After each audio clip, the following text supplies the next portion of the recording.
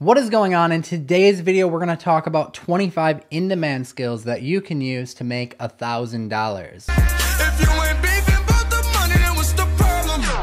Hey, what is going on, guys? Paul James here. Welcome back to another video today. So I wanted to share this with you because I came across this article over on entrepreneur.com that listed off 25 skills that were in demand that employers were actually hiring freelancers for.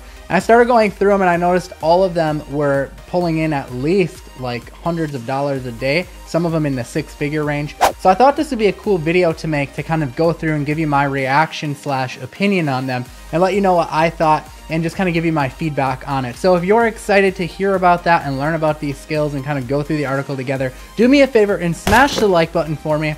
Also, if you're new here and you've never been to the channel, again, my name is Paul James. This is a place where I do step-by-step tutorials. I talk about entrepreneurship and business. So if you're an entrepreneur or you want to be an entrepreneur, you should drop below the video right now, hit the subscribe button. And if you want to comment on the video after you subscribe, you could just simply say something like, I have subscribed. I will go back through, I will read your comment, I will welcome you to the channel because I am so happy that you're here with us today. So let's jump into this article right now. So the title of the article is called Employers Are Paying Freelancers Big Bucks for These 25 In-Demand Skills. So you guys know I'm all about making money. I'm all about, doing things on your own and like starting your own business. So I just kind of wanted to go through here, guys, and give you my feedback and my opinion on these so-called skills that they have listed off and just kind of give you my take on them. So they have number 1, natural language processing, Twilio app development. And they say that it pays over $100,000 annually. So I guess if you're wanting to get into, some type of like developing and stuff like that, this might be a good idea. This one doesn't kind of like jump out at me. I don't know. I'm just not too I don't get too excited about this one. Okay, Swift development. So I know that Swift is the programming language for a lot of apps on like the Apple App Store. So this potentially could be good. I think it's iOS, right? Yeah, iOS. So in demand for freelancers skilled in developing with an average salary of $85,000. That's not bad, but what I would actually do if this was a route I wanted to go, and I've heard that learning Swift isn't actually the hardest thing in the world compared to some of the other programming languages. But what I would actually do is rather than freelance and work for someone else, if I learned this skill, I would probably develop my own app. I would come up with a cool idea, or I would reverse engineer the app market and see what's working and come up with like an alternative to that. Put some, extra bells and whistles on what's already working and then sell my own version of it. So this one is kind of cool. I kind of like that one. All right, number 3, social media management. Okay, well, it says that social media managers average between $67,000 and $94,000 per year. And I can believe that. Social media is huge right now. I particularly think that the younger generation growing up has such a huge advantage when it comes to this stuff because there's so many business owners out there who don't know what they're doing with social media. And like the younger generation, they don't have to really learn anything. I mean, they already know it, We're always on our phones. I mean, I can't remember like really much of my life without social media, if at all. Maybe when I was really young. But it's just such a cool thing to be able to take a skill that you already have and know and be able to do that. So this one definitely gets, my highest 2 thumbs up on that one. All right, Amazon Marketplace web services. They didn't give an amount on this one, but I use Amazon Web Services for a lot of things. I host my videos on there. I host a lot of different like bonuses and different things that I give out on there. It's a good file platform. So this is one that I definitely think that you could make a lot of money with because it's very complicated at first if you don't know what you're doing, but it doesn't take long to learn how to do it. And there's so many people out there who are running businesses like myself who need a service like this and rely on a service like this, but Amazon's interface, to put frankly, I hate Amazon's interface. I hate their Amazon seller interface. I hate their web services interface. I just think Amazon does a terrible job all the way around with their user interface. They just are not user-friendly with pretty much everything that they do. So this would definitely be an in-demand skill that I would think you could learn and definitely make a pretty good living off of going on sites like Upwork and probably even like the Warrior Forum and places where internet marketers are and help them out. All right, number 5, AngularJS development. And we'll just go ahead, we'll bundle this in with MySQL programming. So these are 2 programming languages, number 5 and 6. MySQL is the database side of things, and then AngularJS. I believe Angular is more like full stack where you're doing hybrid web design. I think Angular can actually run on mobile phones as well. So that is a really cool skill to learn, actually. And they say the average national salary is over 100 grand a year. I would say if you're looking to take on programming, these two languages are definitely good ones to learn. MySQL, like I said, is the database side of things, and I think that's a good skill to learn as well. All right, Instagram marketing, number 7. There are professional Instagrammers who are making 6 figures. The average Instagram marketer should expect around $15 an hour. I mean, if I were just a kid and I didn't have a job yet and I was looking to make some money, man, $15 an hour would be killer, because I remember when I was a kid, I would work for a lot less than $15 per hour. So that seems like a really good way to go. But I do know that there's a lot of people out there who are indeed making well over 6 figures on Instagram. And I show a lot of methods on my YouTube channel about doing affiliate marketing with Instagram. So definitely check that out as well. Okay, Twilio API development. We actually have an app built off of Twilio software in one of my other businesses. And they say it's in demand, can earn a solid $35 per hour. So yeah, I agree with that 100%. Twilio is great. Twilio is used for like building apps with phone services. So text message marketing, any type of like call tracking. And Twilio is basically built for developers, so it doesn't really have the greatest user interface. So you can find a lot of people out there who are looking to build a clean user interface, and they want to connect with Twilio. So I can see how this one's definitely in demand. Number 9, brand strategy. So basically, I guess this would be like helping a company develop a brand. This is definitely huge. It's a lot of what we do in our marketing consulting agency. We do a lot of graphic design. We do a lot of web design. So you could see here the average pay for a brand strategist, $60,000 per year. So yeah, that's awesome. Business consulting, that too falls kind of along the same lines as that. So I won't touch on that too much, but it kind of falls under what we're doing with search engine optimization and all of that stuff. Machine learning.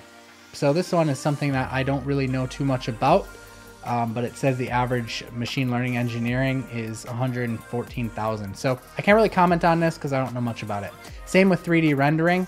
I do know graphic design is huge, but 3D rendering I don't know too much about. It says the average national salary is around $56,000, but again, I can't really give my opinion on it. I don't know much about it.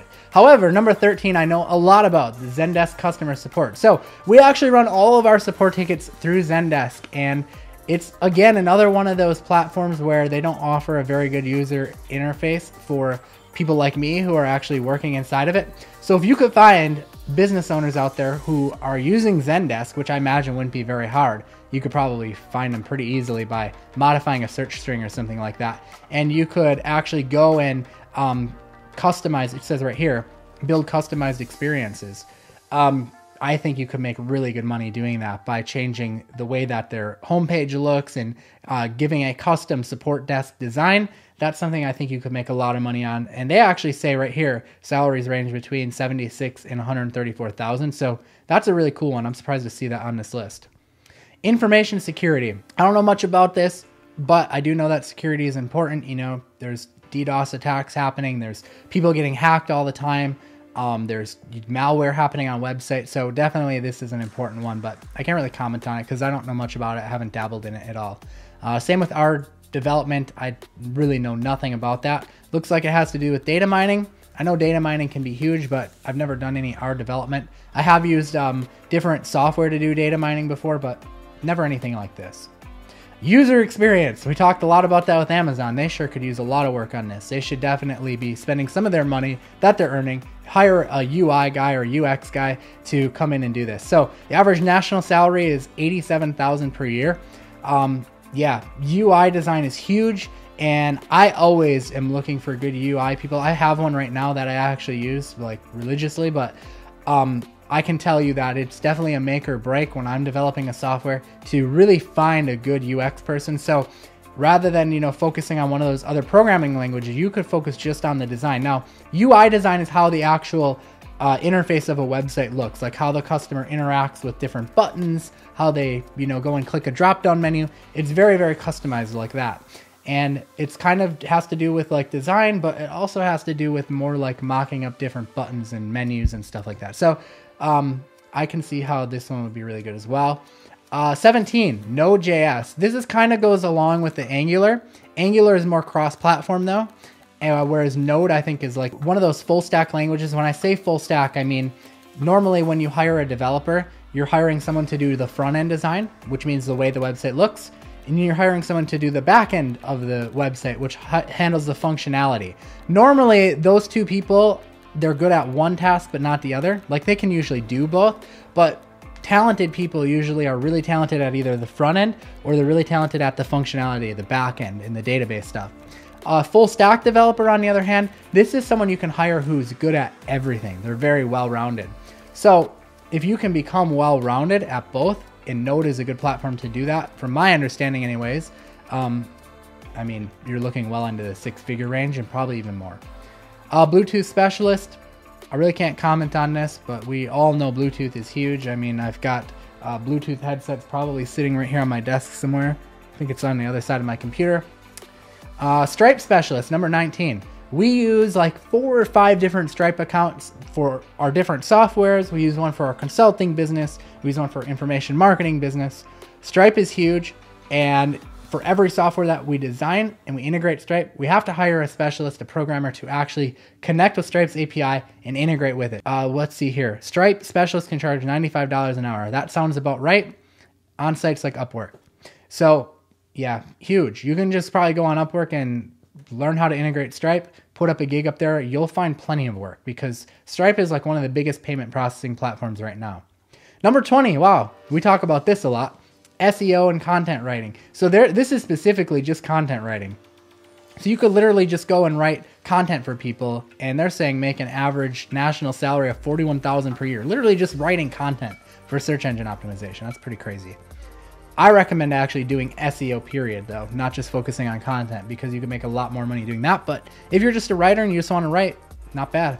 All right, virtual assistant. I talked a lot about this. We hire virtual assistants to help with our support tickets. We have them run our multiple consulting things as far as like working with clients and getting backlinks and getting citations. So you could go and you could work for someone who's looking to scale their business and do VA work. But I would say that this is on the high end. It says the average salary is $15 per hour. You can hire someone in a different country than the United States, like the Philippines, for an average of like $4 an hour. So I don't know. I find this one a little bit of a stretch. 22, immigration law. Don't know anything about, so I'm not really going to comment on it. 23, accounting, CPA. I mean, I don't know. This seems more like a job to me. I guess you could work as on your own as a CPA, but I feel like you're going to need to go and get like extra training on this. Whereas a lot of the other stuff, you don't need any certifications or anything like that. So this one doesn't really get my highest regard either.